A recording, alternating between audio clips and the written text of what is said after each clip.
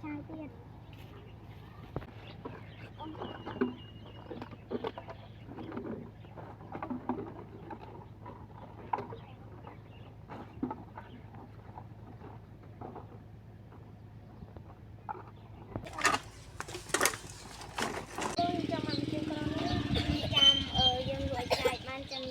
បងតែឲ្យខ្ញុំប្រាប់ពួកអាចចាំមានលោចាំមកទិញហាងនេះគេស្វាគមន៍តែអ្នកមានឯងគួរឯងរើអីចាយបានសិនហើយចាំមកសួរតម្លៃស្បែកជើងមិញបងទៅរៃចាយតខ្លះបងបងកន្លែងនេះចាយក្រៅនេះគេចង់រៃចាយនៅណាមកយ៉ាងខ្មោចក្នុងមួយថ្ងៃខ្លួនឯងរៃចាយហ្នឹងបានលុយប្រហែលដែរបាន1000 2000មិនចាំអញ្ចឹងចាំមិនដល់លុយកាក់ឲ្យខ្មោចទាំងតំណប់ជាងឲ្យ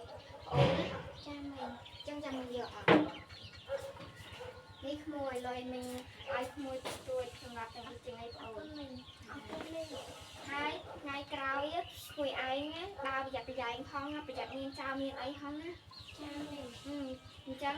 ទៅលើក្មួយចាញ់មានហើយដល់មានអារម្មណ៍ថាខ្លួនឆ្អែតឆ្អែតហ่ะស្អុយហួងអ្នកទេណែឯងចូលមកទីបន្តិចមកអ្នកខ្ញុំសួរណែឯងរឿងមួយមើលទឹកអីអ្នកមិនឯងនិយាយដាក់ក្មួយទឹកមិញនិយាយពាក្យសម្ដីនឹងគួរសមចឹងអ្នកមកពីក្មួយនោះវាខ្លឹមឆ្អែតមែនអ្នកលឹកយើងជាខ្មែរដូចគ្នាអញ្ចឹងយើងមិនត្រូវនិយាយចឹងដាក់គេទេអ្នកអញ្ចឹងខ្ញុំប្រាប់អ្នកឈប់និយាយចឹងបានអត់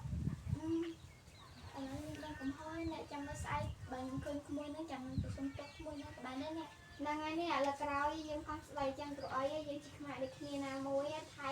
វាកំពុងតែគេសង្កត់មកលើប្រទេសខ្មែរយើងហើយអញ្ចឹងយើងត្រូវតែសាមគ្គីគ្នា